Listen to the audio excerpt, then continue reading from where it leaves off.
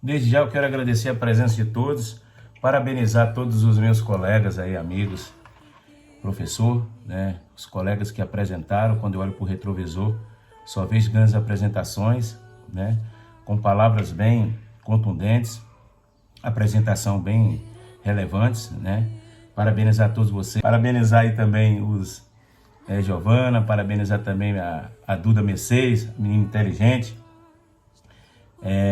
Eduarda também, que apresentaram a Iago também. Parabéns mesmo, foram excelentes, parabéns mesmo. Deus abençoe vocês aí, João também, todos vocês aí. Vamos apresentar hoje na responsabilidade civil. Estamos aí conosco aí, grande Walter e Felipe Max aí. Nós vamos apresentar hoje. Esse grande enunciado é sobre a responsabilidade dos pais por atos dos filhos. A questão relacionada à responsabilidade dos pais pelos filhos menores trata-se de uma das formas de responsabilidade civil pelo fato de outrem, tema que, nas palavras de Alvino Lima, tem suscitado vivos debates doutrinários, com impossibilidades de se alcançar uma solução capaz de resolvê-los de maneira definitiva. Segundo o nosso Código Civil e o ordenamento jurídico brasileiro sobre o Instituto da Responsabilidade, podemos ver, nós temos, nos termos da atual jurisprudência do Superior Tribunal de Justiça, os incapazes, quando praticarem atos que causem prejuízos, terão responsabilidades subsidiária, equitativa. A responsabilidade civil do incapaz pela reparação dos danos é subsidiária e mitigada. É subsidiária porque apenas ocorre quando seus genitores não têm meios para ressarcir a vítima. A responsabilidade subsidiária, ela só responde quando o menor ele não tem condição de arcar com as consequências, né? O pai, que é o responsável, diante da lei, ele tem que arcar com todas as despesas. Então, quando ela é condicional e mitigada, é porque não pode ultrapassar o limite humanitário do patrimônio mínimo do menor. Se o menor tiver algum patrimônio para arcar com as despesas, aí sim ele pode pagar os danos que ele causou a outrem. Mas quando ele não tem condição, a responsabilidade civil é dos pais. Em regra, o artigo 932 do Código Civil traz hipóteses de responsabilidade solidária. Assim, as pessoas mencionadas no inciso deste artigo respondem solidariamente com o causador do dano. Respondem simultaneamente por prejuízo ou dano causado pelo menor. Então, essa culpa ela é objetiva. Essa culpa dos pais ela é objetiva, né? As pessoas respondem independente da comprovação de culpa pelos danos causados. Hoje, não precisa provar a culpa dos pais, pois eles respondem de forma objetiva. Diante do artigo 933, responde de forma objetiva, não precisa provar a culpa dos pais. Então, os pais, automaticamente, eles respondem pelos atos dos filhos, sem ter que provar se ele tem culpa ou não. Então, ele se torna responsável, né, pelos danos que os seus filhos causaram, se o mesmo não tiver condições de arcar com as consequências que o mesmo causou diante de outrem, algum tipo de dano, algum tipo de reparação que ele não tem condição de reparar. Os pais serão responsáveis pelo pagamento de qualquer tipo de dano que for causado. O artigo 932 são também responsáveis pela reparação civil, os pais pelos filhos menores que estiverem sob a sua autoridade e sua companhia. O artigo 942, os bens dos responsáveis pela ofensa ou violação do direito de outrem fica sujeito à reparação do dano causado. E se a ofensa tiver mais de um autor, todos responderão solidariamente pela reparação. Diante do parágrafo único, são solidariamente responsáveis com os autores, os coautores e as pessoas designadas. No artigo 932, assim, por exemplo, se o empregado ele pratica um ato ilícito, podemos dizer que haverá uma responsabilidade solidária entre o empregado, causador do dano, nos termos do artigo 932, inciso 3. Então, o que nós podemos dizer aqui? O empregador ele responde de forma objetiva e solidária diante do empregado. E os pais também, ele responde de forma objetiva e solidária, junto com o menor, né, de qualquer dano que ele causar a outrem. Então fica na responsabilidade do pai assumir todas as consequências, diante também de qualquer dano a outrem e diante também ao Ministério Público. Se a criança for abaixo de 14 anos, a responsabilidade dele se torna bem maior, porque ele se torna vulnerável. Se o ato ilícito for praticado por um incapaz, o responsável por ele irá responder de forma principal e o incapaz terá apenas responsabilidade subsidiária e mitigada. Essa diferença de tratamento está prevista no artigo 928 do Código Civil. Quer dizer o que? Ela pode ser subsidiária.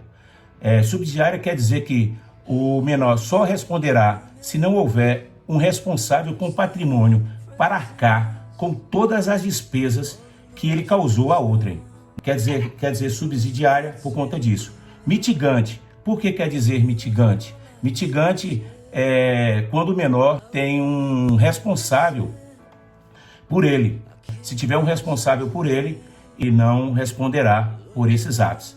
O artigo 928, o incapaz responde pelos prejuízos que causar se as pessoas por ele responsáveis não tiverem obrigação de fazê-lo ou não dispuserem de meios suficientes. Se os pais não tiverem condições de arcar com as despesas, se o menor tiver alguma renda por mês ou algum subsídio que ele tem, né, como algum tipo de herança, algum tipo de patrimônio, sim, ele pode arcar com as suas consequências, ele pode arcar com seus prejuízos. Então, nós podemos dizer também, nesse caso, poderá ter uma ação de regresso contra o menor. No caso, se for um curador, um tutor ou empregador, que o menor causar algum tipo de dano, poderá ter uma ação de regresso contra o menor. No caso de pai e mãe, não pode ter essa ação de regresso. Como essa ação de regresso? É quando o menor causa um dano a outrem, ela tem que ressarcir, se ela tiver algum patrimônio financeiro ou algum tipo de patrimônio, casa, carro, ela pode ser indenizada. Também é bom salientar e dizer que o princípio da dignidade humana, a criança ela não pode dispor de algum valor que venha prejudicar a sua sobrevivência ou prejudicar o seu sustento. Então, o incapaz, ele só pode dispor para indenizar a outrem, se não causar nenhum tipo de dano a ele na forma de alimentação, na forma da sua sobrevivência. Wellington, essa questão é interessante até para a gente colocar aqui, porque a responsabilidade civil e a indenização, né, o ressarcimento, ele não tem o condão de penalizar, evidentemente, não é? De penalizar, nem tampouco de empobrecer alguém, não é? Ao ponto de deixá-la na miséria. Não é? Isso é importante, que esse ponto aí que vocês estão tocando vale para todas as equipes, evidentemente. Não é? A responsabilidade civil, ela visa o ressarcimento, né? É você repor aquilo que foi tirado de alguém, né? É você voltar ao status quo anterior ao dano, né? Ao dano. Se isso é possível e tal. Se não é possível, você parte para uma indenização pecuniária, né? Em casos de danos morais, etc, etc. Mas isso é importante, né? Que fique claro, porque não raro, né? Não raro, às vezes o causador do dano, o responsável pelo causador do dano, dependendo da situação, não tem patrimônio suficiente para ressarcir, né, o prejuízo que foi causado, né? E aí se tem um complicador, né? Mas a circunstância é nesse ponto. Então tem que haver esse equilíbrio sem, evidentemente, se incentivar, né, qualquer ato de vandalismo, etc, etc, etc, por parte de quem porventura não tenha patrimônio, né, para ressarcir o direito do outro, até porque responder, dependendo da situação, na esfera penal, né? No caso do capaz. Ok? Mas vamos adiante. Certo, é interessante o senhor estar falando na parte equitativa, né? Porque não pode privar o incapaz do mínimo da sua sobrevivência. É interessante, né? Quando fala dessa parte equitativa, né? Então, essa parte da sobrevivência dele é muito importante, até mesmo que o menor, ele não tem a sua sustentabilidade e sua independência por si só. Geralmente ele depende de alguém. Então, por isso que o legislador, ele fala muito bem, como o senhor falou aí, que tem que ver muito bem sobre a sobrevivência, o bem-estar dele. Ele vê por esse lado, né, que o senhor está falando aí, entendeu? Muito interessante. Perceba então que o artigo 928 afirma que o incapaz somente responderá se as pessoas por ele responsáveis não tiverem obrigação de fazê-lo ou não dispuserem de meios suficientes. Desse modo, não é certo dizer que o incapaz responde de forma solidária, mas sim subsidiária, né? Como o professor está falando. Subsidiária é o quê? Se o responsável não tiver, né, nenhum tipo de patrimônio, aí sim chegará até o menor. Eu acho interessante também, professor, se ele não tiver nenhum tipo de patrimônio e nenhum tipo de bem, o juiz vai esperar 3 anos para ver se ele, nesse decorrer de tempo, vai ter um patrimônio ou algum bem para que ele possa ressarcir os danos que ele causou a outrem. Eu acho isso muito interessante, que eu estava estudando sobre esse assunto.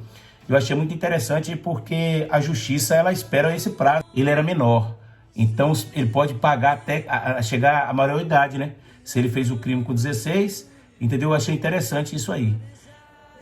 Achei interessante porque a jurisprudência, alguns fatos, ela não retrocede. Eu achei muito interessante isso aí.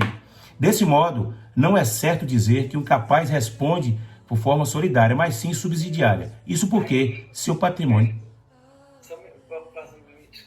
Pode falar. Mas aí só fazendo um link justamente com o direito das obrigações. Porque ali você estabelece esse vínculo de responsabilidade civil, você estabelece uma relação obrigacional, né, de pagamento, de dever de indenizar. Então, se porventura naquele momento não há, de fato, né, não há patrimônio e tal, né, mas é possível aguardar um pouco mais, ainda que isso na prática seja praticamente, isso na prática inexista, não é? Inexista, mas a possibilidade legal existe, né? A possibilidade legal existe. É isso, professor. E também é interessante nossos amigos aí, o futuro promotor que está conosco aqui, inclusive ele vai falar agora, Felipe Max, lá de São Gonçalo, que está trilhando esse caminho, juntamente com o seu tio, que é um dos grandes promotores da Bahia. E juntamente com o Walter, que está aí também, eles vão falar mais ou menos sobre esse assunto. Agora, eu acho interessante que tem adolescentes que a mente desses cabras é influenciada pelo mal, irmão. Tem pais, vai emancipar o cidadão para ver se livra da responsabilidade. Mas os juristas, eles entenderam isso aí, que mesmo você emancipando o menor, os pais continuam sendo responsáveis por qualquer dano que ele causar a outrem. Então, há uma jurisprudência muito interessante nessa área aí, que eles vão falar mais na frente sobre isso, né? Além disso, o incapaz não irá responder se, ao pagar a indenização, isso ocasionar uma perda em seu patrimônio, que gere uma privação de recursos muito grande. Veja, portanto, que o artigo 928 excepciona a regra da responsabilidade solidária trazida pelo artigo 932 e 942, parágrafo único. O artigo 928 é regra especial em relação aos demais, ficando o artigo 942, parágrafo único, responsável por normatizar todas as demais hipóteses do artigo 932. José Fernando Simão corrobora essa ideia. O artigo 942, parágrafo único do Código Civil, deve ser lido da seguinte maneira: são solidariamente responsáveis com os autores, os coautores, as pessoas designadas no artigo 932, salvo se o causador do dano for pessoa absoluta relativamente incapaz. Hipótese em que a responsabilidade do incapaz é subsidiária. Vamos lá, pessoal. Dando continuidade aqui, que já vinha falando, eu vou falar um pouco também sobre a responsabilidade. Quem é responsável, que é o único responsável pelas atitudes dos filhos. Já em caso de guarda compartilhada, os dois têm responsabilidade civil. Também tem aí que também dizia no artigo 1521, que já foi o Código revogado, como também está lá, como eu já falei acima, no artigo 932, inciso 1º. No caso de desquite, que é a mesma coisa da separação, vamos dizer, Miguel Maria de Serpa Lopes dizia: tal responsabilidade cabe ao cônjuge que obteve a guarda do menor se reunir, além disso, a condição de coabitação, asservando-se necessário que o menor resida com seus pais para serem estes presumidos responsáveis pelos atos danosos do menor. Então, como eu tinha dito acima, a responsabilidade fica com o pai que obteve a guarda. Embora não haja mais a figura do desquite com o advento da lei do divórcio, que é a lei número 6.515 de 77, a interpretação quanto à responsabilidade somente do genitor que detinha a guarda restou mantida pela doutrina, vez que com o divórcio ou com a separação judicial, a guarda dos filhos deverá ser atribuída a um dos pais, salvo se optarem pela guarda compartilhada de que trata a lei número 11.698 de 2008. Que deu nova redação aos artigos 1583 e 1584 do Código Civil vigente. Em relação à emancipação e à responsabilidade civil dos pais, esse Albino Lima, como ele já citou acima, ele defende que a emancipação é equivalente à maioridade do filho menor. Então, os pais não respondem pelos atos ilegais que o filho praticar. Também José Aguiar leciona sobre... já leciona diferente, que se a emancipação revela como ato impensado em face do ilícito cometido pelo menor, permanece a responsabilidade do pai, quando não fundada no artigo 932 e sim fundada nos princípios do artigo 136 do Código Civil em vigor. Como o Hélito falou, tem muitos pais que emancipam os filhos justamente porque não está mais aguentando os delitos praticados por ele e tem que se responsabilizar muitas vezes por ações que eles, entre aspas, não tem nada a ver. Agora, viu, Felipe, no que pese aí essa questão complexa, né, da emancipação, né, uma questão bastante complexa, porque você tem a primeira discussão de que o Código de 16 estabelecia a maioridade civil com 21 anos, né? O Código de 2002 baixou para 18 anos. Ok, tudo bem. Né? Então você vem dentro daquela linha, né, em que a pessoa, né, ela vai aos poucos, né, adquirindo responsabilidade civil de acordo com a idade, não é? E evidentemente, paralelo a isso, o seu desenvolvimento mental no sentido de entender, não é? os atos da vida civil, né? Os atos da vida civil. Então, é uma questão aí bastante complexa quando se discute isso, e é por isso que a doutrina se bate aí, até porque a gente não pode, não é? Não pode apartar, separar totalmente, não é? Totalmente essa discussão da própria responsabilidade penal, não é? Da própria responsabilidade penal, porque é isso, né? Então veja, porque aqui você tem danos também, né? A patrimônio alheio, né? Dano a patrimônio alheio e tal. Então é uma discussão bem interessante, né? Do ponto de vista doutrinário e tal, é uma discussão bem interessante a respeito disso. Por isso que você dá tratamento legal diferente, né? Para coisas, né, que, em tese a responsabilidade, a consciência cidadã teria que ser a mesma, não é?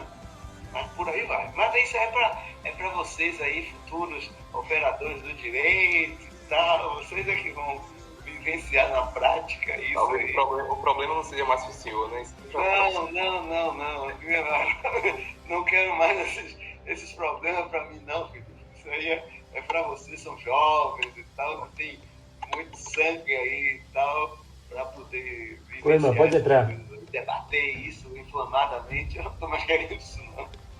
Vamos lá. por acaso o pai está com a guarda do filho e se casa com a outra mulher, essa mulher automaticamente passa também a responder pelas atitudes do filho. Ela tem uma certa responsabilidade. E ensina Pontes de Miranda que, embora o Código Civil não fale da responsabilidade do padrasto nem da madrasta, se a mãe, o que eu tinha dito antes, se a mãe que casou com outra tem a guarda, o padrasto tem o mesmo dever de vigilância. E se a mãe detentora da guarda vive maritalmente com outro, haveria necessidade de prova a ser feita pela vítima quanto à convivência e culpa do companheiro. Agora eu vou passar a falar para o nosso colega Walter. Dando sequência ao que os colegas falaram, para o referido autor, o mesmo dever de compromisso com o menor tem o avô, tem o parente ou estranho, inclusive o preceptor, que tendo legalmente o seu direito de vigilância, não sendo detentor do pátrio poder, pois, segundo ele, a regra contida no Código abrange mais do que o pátrio poder, de forma que o padrasto, se o enteado está em sua companhia, da mãe e pós dele, ou da madrasta em companhia do enteado, o enteado também é responsável. Ao referir-se sobre Ponte Miranda, a mãe detentora da guarda, que vive em companhia maritalmente de alguém, está sem dúvida a tratar do que conhecemos hoje como união estável, de maneira que não haveria motivo para perquirir culpa do companheiro, pois assume na família a posição paterna. Hoje observamos, tão naturalmente no nosso dia a dia, a questão do não casamento, né? Da união estável. E na maioria das vezes, antigamente não. Isso era algo muito difícil de se ver. Mas hoje em dia, as famílias, muitas das vezes, o cara já vem com um filho de outro relacionamento que não deu certo, assim sucessivamente também com sua companheira, e não, portanto, que não vai se conceder uma família correta, com bons modos. Isso não interfere. Ou seja, então, esse companheiro ou companheira tem responsabilidade sobre esse menor. Tratando do direito privado, conhecemos como união estável, de maneira que não haveria motivo para perquirir a culpa do companheiro, pois assume na família a posição paterna. Daí porque, afirma José Aguiar Dias, a conta o pai e, consequentemente, contra ao que lhe faz, às vezes, a presunção juris tantos de responsabilidade, de maneira quando o código alude aos pais. Implicitamente se abrange aquele que, mesmo não sendo genitor, é enteado, encarregado da vigilância, sendo possível atribuir genericamente a responsabilidade pelo fato de menor ao chefe de família, seja ele pai natural ou não. Então, vem falando aqui o que eu falei anteriormente. O pai, ele não precisa ser pai natural, mas sim o pai que trouxe para o interior do seu recinto, de sua casa, aquela mãe com um filho. Ele passa também a ser, como o autor falou aqui, um pai genérico, não é verdade? Dando continuidade aqui,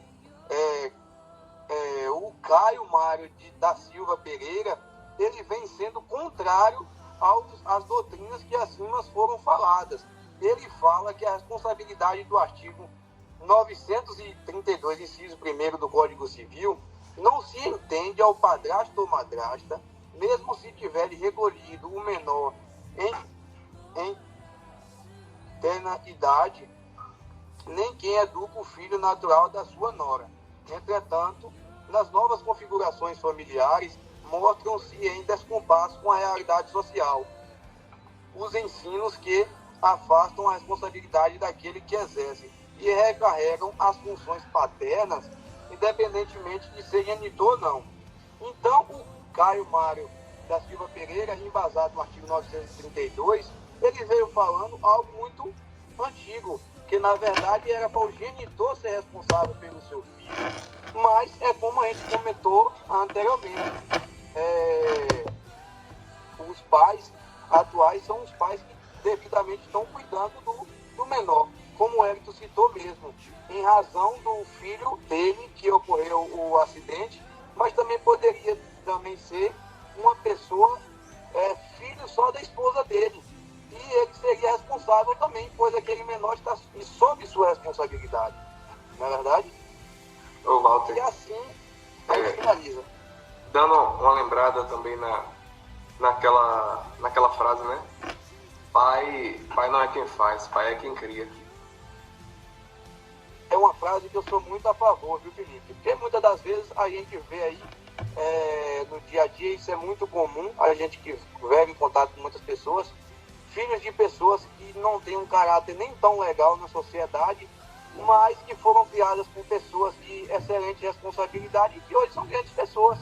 Independentemente de ter sido criado pelo seu pai ou não, ele teve uma boa educação. Ele hoje é uma pessoa de responsabilidade. E isso que importa no meu ponto de vista. Isso aí, Walter e os demais, aí, Felipe e o Wellington, né? É um terreno pantanoso, né? Por quê?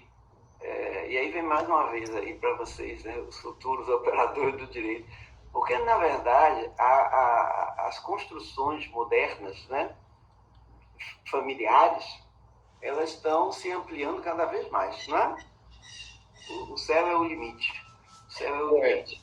Para analisar, professor, se a gente botar na ponta do lápis, aquelas famílias que se juntam, por exemplo, a mãe já tem um filho, o pai já tem um filho, e aí vem aquela junção. É uma família que, infelizmente, 90% das vezes, nunca vai viver em paz, porque sempre vai haver divergência entre eles. Eu não sei se o senhor lembra, já mudando para outro assunto, quando eu comecei a estudar sobre isso aí para fazer a apresentação, eu só lembrei daquela situação que eu conversei com o senhor, sobre meu tio, que ele falava que se por acaso eu colidisse o carro dele e machucasse alguém, a responsabilidade seria toda dele. E eu não cheguei a um momento de entrar em discussão falando que não, porque eu era habilitado e tal, mas civilmente, realmente, a responsabilidade seria toda dele, se eu não tivesse condições de bancar os gastos ou os danos causados, né? E nessa área aí, Felipe, Wellington e Walter, como eu estava dizendo, essas construções familiares novas, elas têm criado, lógico, como eu sempre disse, o direito ele serve para atender ao sujeito, né? Então, o sujeito nas suas múltiplas, né, relações sociais, ele tem que ser atendido pelo direito. Então, se você não tem norma, você vai criando norma, você vai adequando a norma e tal a essas necessidades e novas realidades, né? Ou novas necessidades, como queiram. E aí, com isso, você cria uma série de coisas. Por exemplo, esses vínculos socioafetivos, não é? Vínculos socioafetivos. Você tem, por exemplo, hoje você tem sociedade, união estável, formalizada, não é? Por escritura pública, por exemplo, e você tem união estável que não está formalizada, não é? Não está formalizada por escritura pública, você depende de prova depois, posteriormente. Você tem coisas aí que vocês vão ver aí, quando estiver estudando direito de família e posteriormente sucessão, não é? Complicadas, que na prática complicam. O caso prático, por exemplo, que não tem a ver com esse tema de vocês, mas tem a ver justamente com essas novas configurações familiares, né? O cidadão, ele formaliza uma união estável, certo? Com uma senhora, uma pessoa, ok? Mas ele já tinha mais de 70 anos nesse momento em que ele formalizou a união estável. Então, pela situação do atual código, né, entendimento jurisprudencial, se aplica a essa união estável o regime da separação legal dos bens, né? Porque ele já é maior de 70 anos, ele já era maior de 70 anos. Tudo bem, ok, ótimo, então separação dos bens. Mas acontece que há um entendimento jurisprudencial, uma súmula 377, lá de 1960, então, da década de 60, do antigo Código Civil, que entendia que os bens havidos na constância de união, ainda que o regime de bens fosse separação, certo? A companheira tal, teria direito a esse bem, né? A ameação desse bem. Aí você tem discussão de prova de união, prova de contribuição, que ela contribuiu, que não contribuiu e tal, mas no resumo da ópera, aí você tem uma doutrina, muita gente dizendo que isso é um entendimento ultrapassado e tal, com base em código já revogado, etc, etc, etc. Mas o que é que você tem hoje? Né? Mas o que é que você tem hoje? Você tem hoje essa situação aí que a maioria das decisões do judiciário é no sentido de atender a essa possibilidade de imersão, né? Ainda que o regime seja da separação legal, o que não faz entendimento, não faz sentido nenhum, porque se o regime legal é de uma proteção a um dos cônjuges, né, ao bem de um dos cônjuges, não faz sentido nenhum uma situação dessa, né? E aí, muitos doutrinadores querendo revogação dessa súmula, um entendimento diferente do Supremo e tal, mas até hoje nada. Então, são essas construções familiares que a gente tem visto aí hoje, não é? Nesse sentido, e de decisões, às vezes, um pouco equivocadas do próprio judiciário, que deixam a gente nesse pântano, não é? Porque é um verdadeiro pântano, e isso aí, né? Mas é preciso que, de vez em quando, você vá atualizando a legislação e atualizando esses entendimentos jurisprudenciais para não ficar numa zona de conflito e de discussões infindáveis, não é? Infindáveis, que não se chega a solução alguma. Ok? Vocês já até concluíram? Já sim, professor. Pronto. Todo dia terminar. Pronto, e aí eu acho o trabalho de vocês foi muito interessante, o tema abordado, o tema foi bastante abordado com profundidade, não é? Trouxeram inclusive aqui discussões que geralmente, quando se aborda esse tema, não se entra, não é? Não se entra, e de formas que eu agradeço a vocês, certo? Agradeço a vocês e acho que cumpriram, né? Com o que atenderam, né? Com o que eu esperava.